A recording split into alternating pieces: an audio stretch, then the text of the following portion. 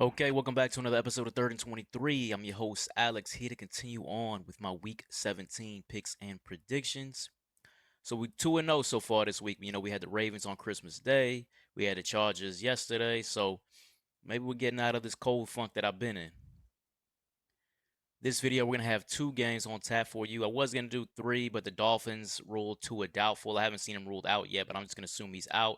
There's no way I'm going to do a Tyler Huntley versus DTR game. I mean, that's crazy. So just two games on tap for you. We're going to start off with the Carolina Panthers at the Tampa Bay Buccaneers. The Bucks actually opened as an 8-point favorite and now has gone up to 8.5. Now, when you're looking at Carolina, you're looking at a team that started off the season, first half of the year, as the worst team in the NFL, as they have been for the past few years. And some turned around in the second half of the season. 3 of their 4 wins have been in the second half of the season, and in some of their losses outside of the Cowboys games, outside of the Cowboys game, they've been pretty competitive. They lost by 3 to the Chiefs. They lost by 3 to the Bucks.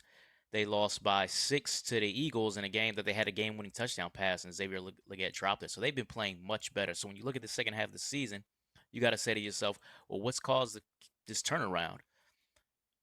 In some cases, you could say, well, Bryce Young has been playing a lot better. And when you watch him play, you say, yeah, he has played a lot better. But the real reason I think of the turnaround is because of Chuba Hubbard. They focus on Chuba Hubbard in the running game the second half of the season, and Chuba Hubbard's looked great. If you had Chuba Hubbard in fantasy football, you know what I'm talking about. So it's a big hit in this game. If you haven't heard, Chuba Hubbard has been sent to IR, so his season is over. And I think that's a big hit to the Carolina Panthers offense. So when you're looking at the Panthers offensively, you're talking about a team that is starting Raheem Blackshear at running back. So I'm seeing no balance. I'm seeing no running game in this one, despite the fact that the Bucks are just an average run defense. So now it's going to be all on Bryce Young. Bryce Young with Legette, if he's playing. He's questionable. I don't know if he's playing yet. And Adam Thielen, Coker out there. I just don't see the threatening passing options that's going to keep pace if this potentially goes into a shootout. Now you look at the Tampa Bay side. For me, first off, Tampa Bay is they're still not in the playoffs. They're playing to win the division here, so they need to win this game to keep pace with the Atlanta Falcons. So Tampa Bay is coming into this game with full motivation, and they're at home, so you know it's going to be a raucous crowd. Then you look at if you think about it like this, the Bucks, seventh in the league running the football against Carolina, the worst run defense in the NFL. So Tampa Bay's going to have balance because Baker Mayfield and Mike Evans, those guys are going to be able to move the ball through the air. Then when they decide to pass the ball, they're going to be able to move the ball through the air. They allow pressure on 14% of their dropbacks, first in the NFL. Carolina doesn't rush the passer, 28th in the league. And then when you get to third down, Tampa Bay converts 48% of their third downs. That's second in the NFL.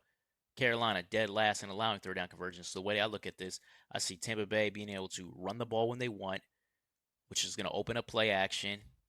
Baker won't be under pressure, and they're going to be methodically moving down the field and scoring touchdowns. So for me, when I look at this game, I see no way that Carolina wins this game. So now it's all about the 8.5. This is a game that kind of worries me to a backdoor cover because if Tampa Bay's up 2 possessions, you're going to be sweating out the fourth quarter. I think Tampa Bay needs to be up 3 possessions in the fourth quarter to really win, to be able to cover this. And I think they can do it. I like Tampa Bay in this one to lay the 8.5. I think Tampa Bay's going to start off hot in this game, scoring early and often, and use that running game to methodically run down and chew the clock down in the fourth quarter and get this cover. So give me the Bucks laying the 8.5. And the second game we got moving on is going to be the game of the week. It is the Green Bay Packers at the Minnesota Vikings.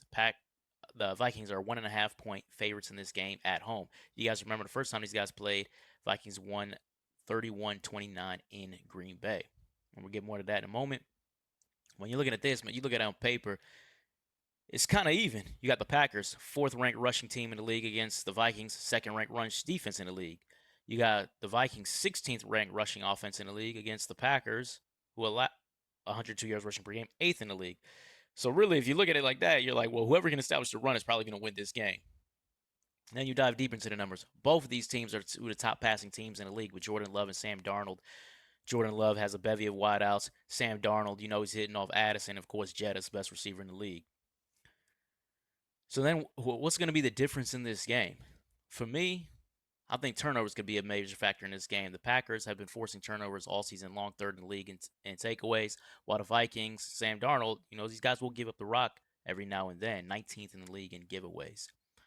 But for me, it's also more so than that. When I look at this game, If you guys remember the first game, the Vikings were hot back then. The Vikings were undefeated. They were blowing teams out at home. Went on the road to Green Bay and they raced out to a 28 to nothing lead.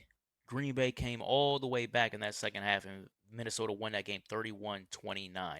For me, what that game showed to me is Green Bay's better than Minnesota, in my opinion. The Packers are better than the Vikings. They proved in that second half of that game. I think they're going to prove it in this game in Minnesota. Minnesota still has the one seed to play for. There's motivation in this game. Minnesota still has the one seed to play for. You want to go. They want teams to be able to go through Minnesota in the playoffs. Green Bay is only playing for seeding. Both of these teams have already clinched, obviously. Green Bay is only playing for seeding. Are they going to be the 7 seed? Are they going to be the 5 seed? Where are they going to end up? So I think both these teams are going in with motivation in this one. And as I said, I just think Green Bay is the better team.